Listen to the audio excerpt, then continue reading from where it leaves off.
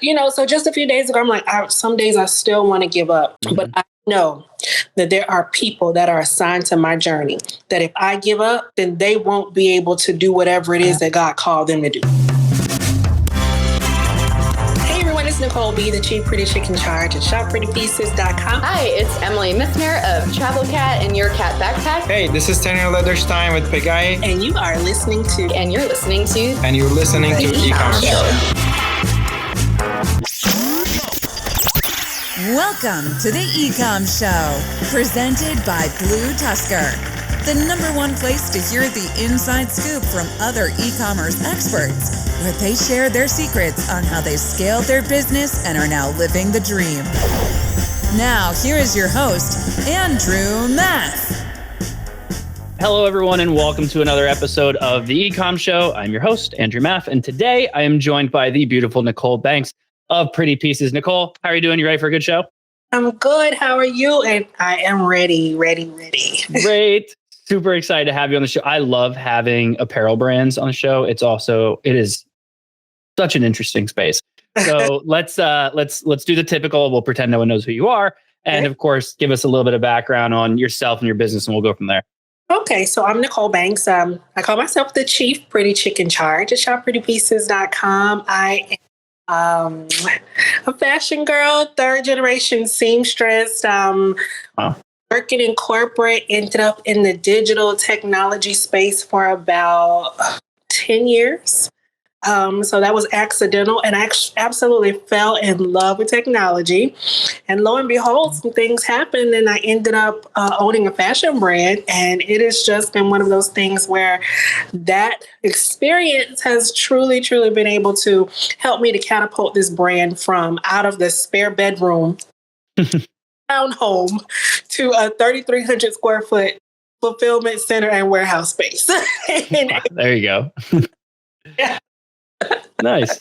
So what inspired you to start the brand? Like, what's the story behind how you got it started? So I always like to preface the backstory with it's not one of those fun stories. It's just absolutely not. So I was in a situation in corporate America where it was just... it was crazy. And like I mentioned before, I'm a third generation seamstress. So, fashion is not new to me. I got married in September 2013.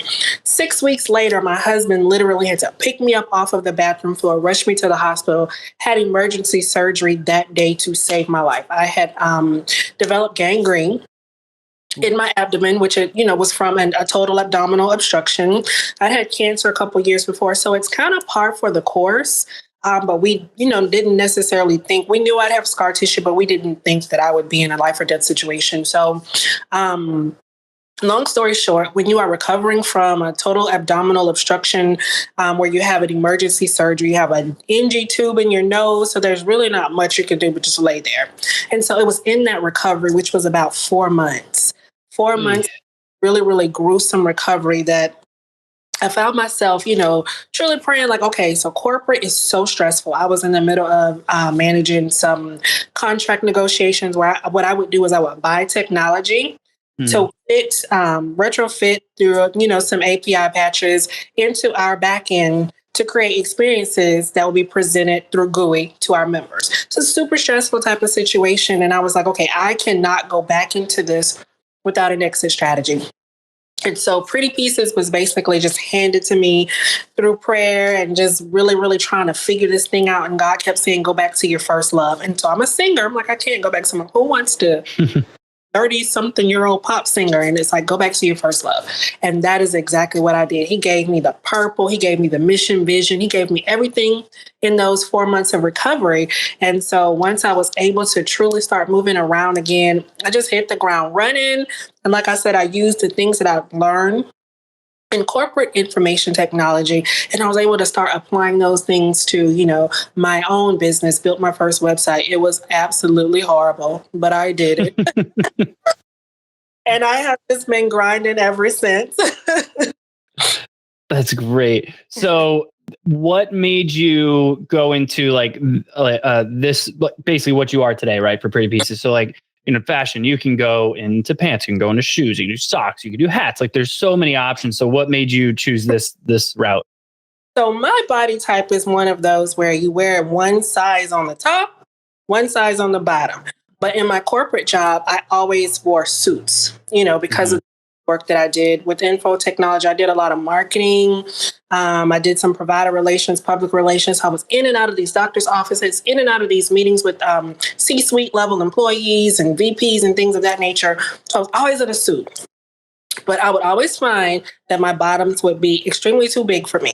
So that is where you get pretty pieces. So the initial concept was separates. I sold a lot of separates. I would sell, blouses, blazers, and my statement item would always be a pencil skirt, because you could always layer a pencil skirt with a blouse, with a blazer, and create, this really, really fun yet formal look for the office. So that what I set out. I sold so many separates in my first maybe 2 years of business. And I still have some of my corporate customers that'll be like, I still have this peplum blazer, so that was what it was in the beginning. It was like, okay, I sell separates to coordinate these and create capsule wardrobes because I was a traveler and I always needed these certain items in my bag that I could grab from no matter where I was and what I was doing. So that was how it started. Separates, pieces.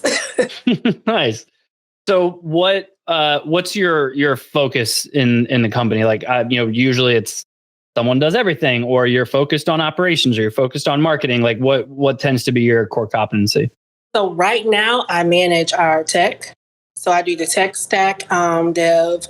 I manage our website, and I'm the content creator, and I'm also the face, the model. So, and I do our SMS, and I do our email marketing. I do have a marketing team now that manages my paid and some of my other marketing pieces that are. But currently, I do social, all of our content development, and anything tech, I do it. So you're handling a majority of the marketing and all the tech side of things. Who's handling the operational side? So I have a warehouse manager and I also have a warehouse associate. So they are there in the warehouse. They manage fulfillment, inventory, those day-to-day things that happen, in Boring the stuff. Yeah, that. that. And then I, make sure the website is updated. That's actually what I've been working on this week. There's a lot of things to make sure that are functioning on the back end. SEO, I love doing SEO. I have a really creative SEO strategy. So I've been working on those things this week. And I haven't really been in the office. The team is just grinding away. We get hundreds of orders a week. So that's their thing. And I'm over here doing my thing. Nice. So one of my favorite questions for people that are in the apparel space is, how is it you're differentiating yourself from your competitors? Like, I know in the apparel space, it's incredibly crowded. So really the only way to stand out is to find, your own community, develop a niche and really start to grow from there. So how'd you find your niche and how is it you're continuing to grow that? So I'm a strong, firm believer in know, like, trust. Even though I'm kind of hands off a day to day now, but I've definitely built a community of individuals that know, like, and trust not only me, but my brand. And I'm also a wardrobe stylist. So again, I mentioned before, I'm a third generation seamstress. So I know the ins and outs of an outfit, not just what it needs to look like on the outside, but I also understand the mechanics of putting together an outfit from the inside out. So I do that very well. I curate looks. I'll take a piece that's popular and then I'll find some classic staple piece and I do what I call a trend blend. And I put those out on the internet once, twice, 3 times a week. And an individual that know, like, and trust me and my brand, they know that they're going to be able to come to one of the Pretty Pieces social pages, or they know they're going to get some email or some text message from the Pretty Pieces brand with some look that's going to make them stand out wherever it is that they're going. So that's how I've been able to truly carve out my own lane. And this is a very, very noisy space. Very but I keep an engaging mix of fashion and fun, on all of our internet channels. And then I also have a group called the Pretty Posse over on Facebook. So those individuals that are a part of the Pretty Posse, they truly get to be intimate with me. I am the admin in that group. I make all the posts. I talk to them, like not just about fashion, but it's called Faith, Fashion, and Fellowship. That's that's behind the group. And that's what we do in there. We might be on, some 30-day prayer challenge with the group, or we on a 30-day, dress yourself up challenge. It just really depends on what's happening. But yeah, that's my personal space. That's the space that I've truly carved out. And that's the space where individuals really get to know the face behind the brand. And then word of mouth really travels, So they're like, well, the girl owns that brand. She's in here talking to us about stuff, not just selling. She's talking to us about stuff. And so that has truly been able to give me that thing, because members are able to truly be intimate with me behind the quote unquote imaginary walls of that group. So I'm a huge fan of like sellers that create groups like that. I love the idea of those groups because there's so much behind it of, it's an exclusive group and it feels like you can't always you can't get in there unless you have you've done something. And then the benefit from the business owner is just you have immediate contact with your customer base. You can, or even if you just let them talk on their own, you can see what they're talking about and start to write content around it or create new products around it. Like it's a fantastic thing that blows my mind that not enough sellers actually leverage this. Mm-hmm. And the second question is how do I get in it? Mm-hmm. So now, because it's private, like somebody has to tell you, somebody has to invite you. Mm-hmm. So that's the only way you can get in the Pretty Posse. I'll talk about it. And, when I do, sometimes when I do certain things on the internet, I might talk about it. Like if I'm in the stories on our Instagram, I might talk about it. But somebody really has to invite you in. So it kind of feels like you're a part of this exclusive thing, Mm-hmm. So, and a lot of times I'll drop our deals there first. I did this Monday Madness where I gave 60% off the entire website for 60 minutes, and I did it twice. What? Right. It was the craziest thing I have ever done, ever. And it was the most successful thing I've ever done. But the first time I did it was during our 12 days of Pretty Christmas, and they knew first. So I'm like, okay, y'all have a 5-minute prep. Get on the website now. Because at one point, my team and I, we were watching it. I thought the website might crash because it was so much traffic on the website. People were checking out at a record. It was like boom, boom, boom, boom, boom. We were running out of stuff, but they knew first, like 8:50 or 7:55, because it started at 8. I'm in there y'all better get on. And then the text message went out at 7:59. Email went out at 8 o'clock. So they knew, get on, let me load up my cart. So at 8 o'clock, I can just hit checkout. So you kind of get those advanced warnings, advanced notices when I'm doing a sale. Or our pieces sell out really quickly. They might see it first. So it's just one of those things where somebody invites you in, get in.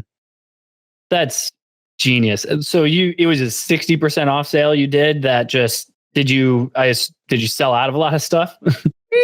I sold out of so much stuff. And we did it for 60 minutes. And I prepped these people the second time. So the first time, we have a really engaged audience.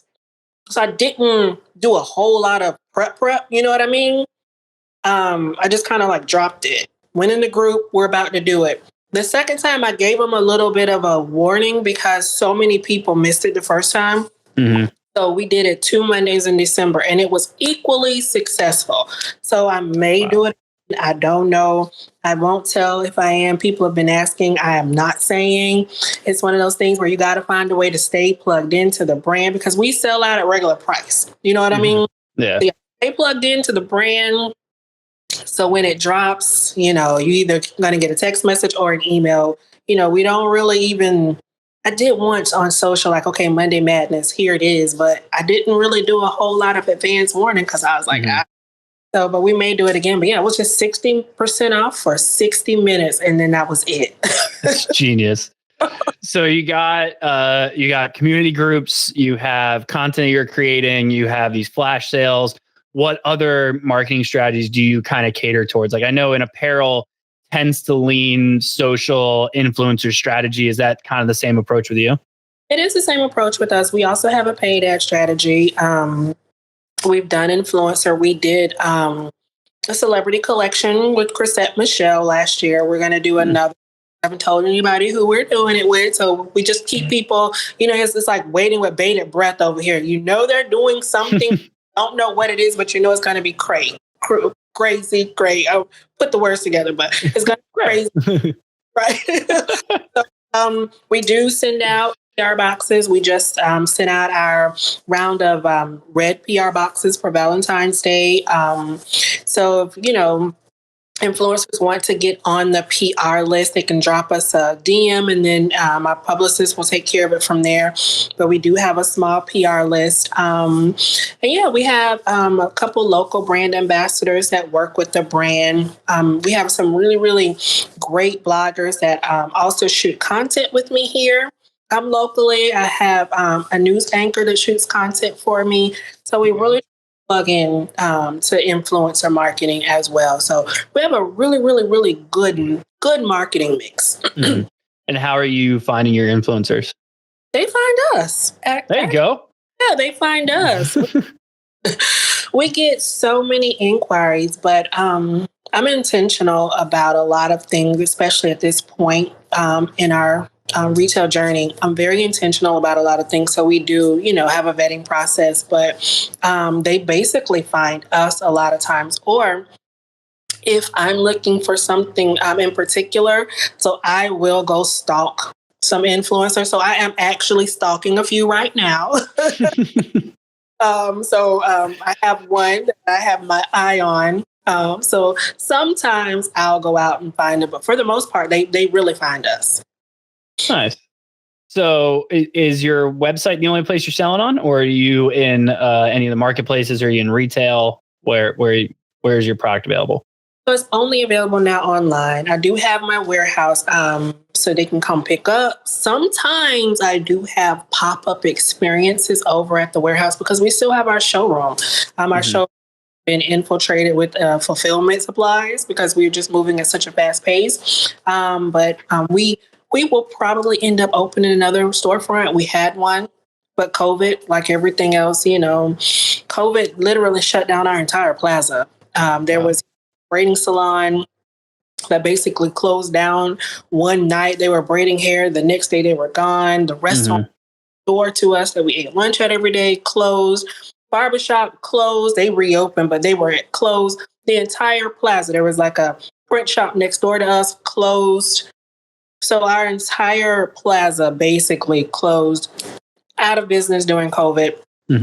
How we ended up in our warehouse. So because, it was one of those things where you just had no idea how that thing was going to go. So we just felt like it was best for us to move into a fulfillment space. But I'm toying with the idea of doing another retail store. So prior to COVID, were you solely focused on your retail store and now you've pivoted to, focusing on your website, or was that kind of the picture the whole time? No, it was like a 50-50. So we had, my same warehouse manager was my store manager then. It was kind of 50-50. She ran the store for me. I still ran our retail back end and our, online, but it was probably an even mix. So now that you're like fully online and you're obviously thinking of going back into retail, well, that was a weird way to ask this question. Sorry. How did COVID like affect the business? Cause like, obviously you lost your retail spot, which sucks. But at the same time, did you see like a big old peak on your website during COVID? Big. We had to rethink our strategy. We had to rethink our fulfillment processes. We had to rethink a lot of things because for the first time, we filled up an entire mail wagon. The mail lady came to pick up, and I have a picture and a video. The entire mail wagon was full of our stuff from one day of processing orders. Wow. So I took a look at my data, saw what they wanted, kept stocking what they wanted, stocked more of what they wanted, stock, I posted more about what they wanted, and we just started to see like a snowball. And so we kind of rode that wave, and we just gave what they needed when they needed it. So a lot of it was more things that you can wear when you work from home, like how I have on a puffy sleeve shirt and I have on sweats, because you don't see, the way we did that a lot. We did a lot of I had this piece I called the new business suit. It was a really soft 3-piece set, cardigan, tank top, leggings. You could wear it inside, outside. I did a lot of that. I presented different ways that they could use fashion. I did a lot of there's this t-shirt style dress. You can tie it up and make it short or wear it long. It had pockets. We did a lot of things like that. And our folks appreciated it. They loved it. And that was in 2020. I'm still getting tagged. And our customers, they're wearing those items, because they're outside. But, those type of things that you could wear inside, you can wear outside, or whatever the case may be. So we really had to do a pivot, because before we sold a lot of statement pieces. We sold work clothes, church clothes, and play clothes. We had to sell more play clothes. So it was one of those, look at the data, see what they want, give them what they want, just meet them at their need right where they are. And that's what helped. So with the influx in sales, as well as the expansion of your product line, how have you been doing with all of the supply chain issues that are going on now? Are you struggling to get inventory in? Yeah, we are experiencing that same struggle. Last week we had a train derailment in the mid because of snowstorm or something that was happening out there, which delayed us 3 days on a launch. So we're still experiencing that. There is one particular item that I was able to get a sample of last October, and my manufacturer sent me 6 to sample. I ended up wearing it to an expo that we had a booth at last October. We just got the product on the website yesterday. It was in a container in LA, in the port, all that time. So because we have the warehouse, we're able to stock up a little bit differently. So we continue to push out a little bit more, but we are still experiencing those. So even down to our office supplies, still hard to get. So we're having to maneuver through it. Just be creative. Find ways to continue to keep our market, our product mix fresh, and work around those supply chain issues, because I've never seen anything like this ever. Yeah, it's crazy right now. Very much so crazy. So like I said, we stock up when we can get it, we get them. You know what I mean? Yeah.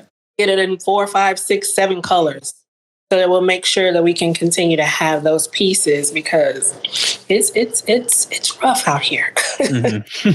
So you mentioned, you have a warehouse manager who was your retail manager. You have a warehouse associate there.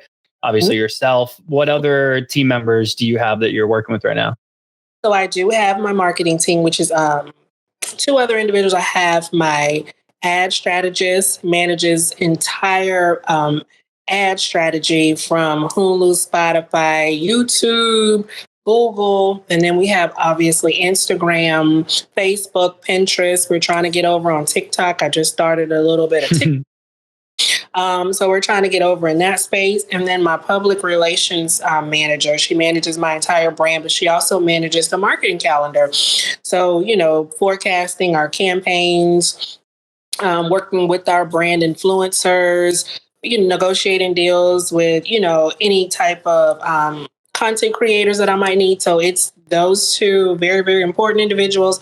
And then myself, I also sit on the marketing team too. So we're looking to hire a general manager as well, because we want to be able to have someone to manage, the entire spectrum while I can assist over. I I like tech. I like content.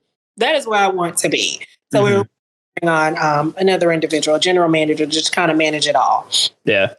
Nice. So I totally lost my train of thought there.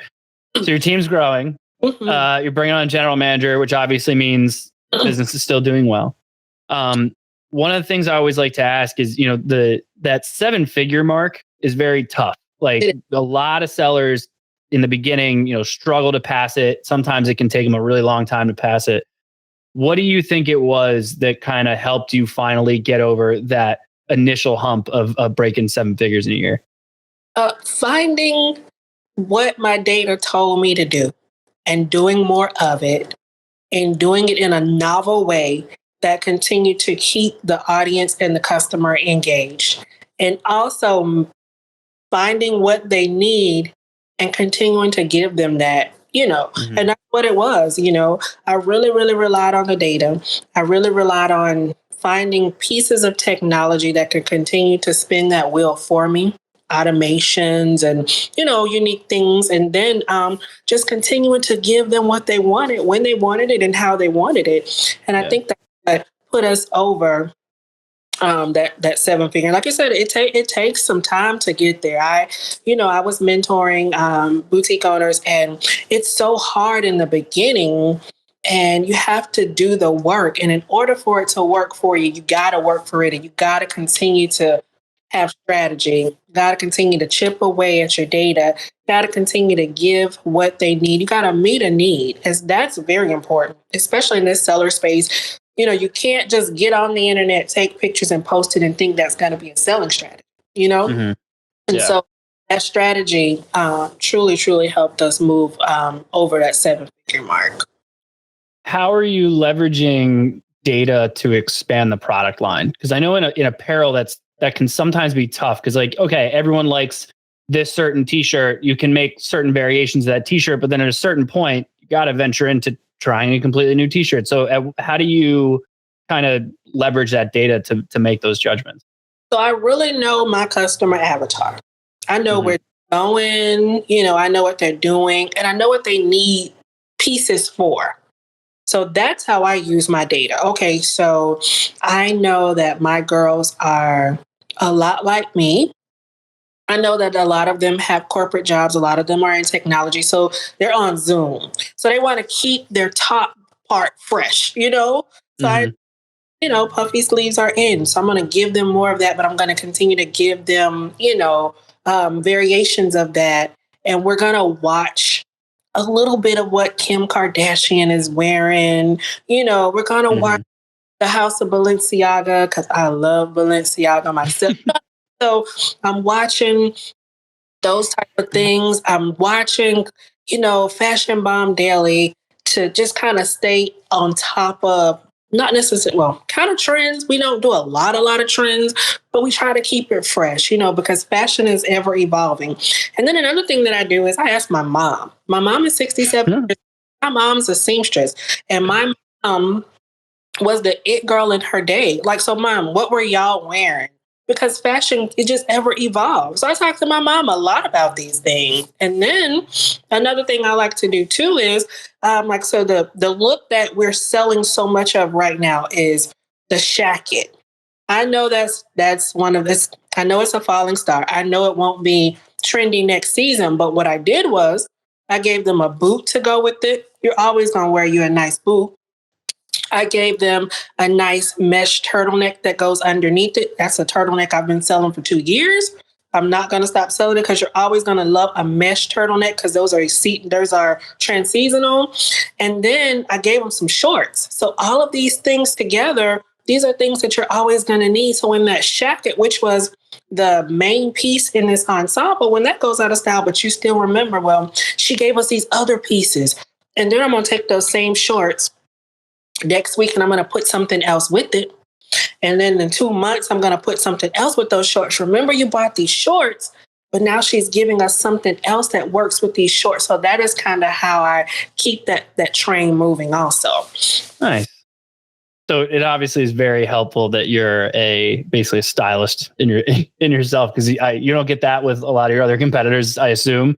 How is it you're kind of differentiating between your competition? Because as we've spoken about a lot, like there's a lot of it. So how are you kind of making that clear, like delineation between you and everyone else?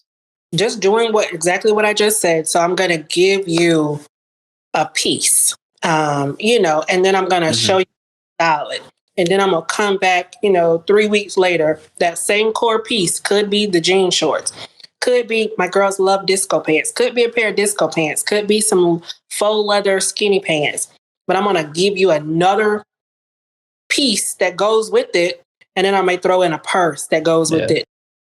Then you're going to get you a belt. Then you're probably going to see a pair of shoes pop up on Pretty Pieces. And I'm working them with that same one piece that you all bought 2, 3, 4, 5 weeks ago. But I'm continuing to show you how to, recycle that one piece in your wardrobe by continuing to add on pieces that you can wear with it. So that's the things that I do well. I can curate a look that you're going to continue to be able to, evolve and continue to be able to wear for a whole lot of different occasions, from Pretty Pieces. That's great. So it's basically like an extreme level of personalization for the most part, based on the product line that they purchased.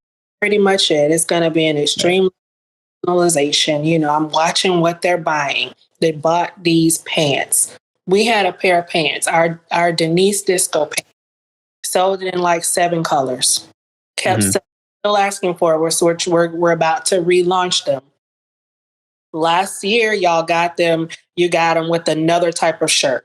So this year, the new girls are going to get them that didn't get them last year, but they're also going to be able to get 4 different shirts in different colors that's going to match. And it's going to work with, with those pants. So continue to show you ways to wear your favorite pretty piece that you bought last year, but you're going to be able to continue to wear it. So that's going to keep them engaged. That's going to keep their wardrobe fresh, but it's also going to keep their favorite piece top of mind. You know what I mean? So it's like, okay, so what is she going to put out next week that's going to work with my Denise Disco pants? And so that's kind of how I keep this train moving. And I'm just going to continue to layer it on and show my customers how to style these pieces, how to keep that wardrobe fresh, and how to wear what they need to wear when they need to wear it without any thought. Yeah. One of the things that always interests me, because I've started asking this more on the show, just because I'm shocked that like almost every answer has been wildly different. So my question is, we always sit here on the show, we talk about the business and how the business is doing and the struggles you're having and how you're dealing with them and so on and so on. We never really focused on the person behind the business. And one of the interesting things is I've realized what motivates everyone to drive themselves for each individual business is just as different as every business is. And I find that astounding. So what would you say is your motivation that gets you up every morning and keeps you just like trucking along through this business? So it's my legacy. So I don't have any children. My one son, he was preemie and he passed at 3 days old. So I don't have. So this is my legacy. And I just posted on my personal Facebook a few days ago. It's like 7, 8 years in, there are days I still want to give up. I'm like, I know somebody will give me a cool meal for this. I can just, I could drink coffee in the morning and not have to worry about this. So just a few days ago, I'm like, some days I still want to give up. But I know that there are people that are assigned to my journey, that if I give up, then they won't be able to do whatever it is that God called them to do. Because it is my responsibility to show them that if you put in the work, this is the outcome. So it's my legacy. It's whoever it is that's assigned to my journey, whether they're supposed to be my customer, whether I'm supposed to help them in some other way in life.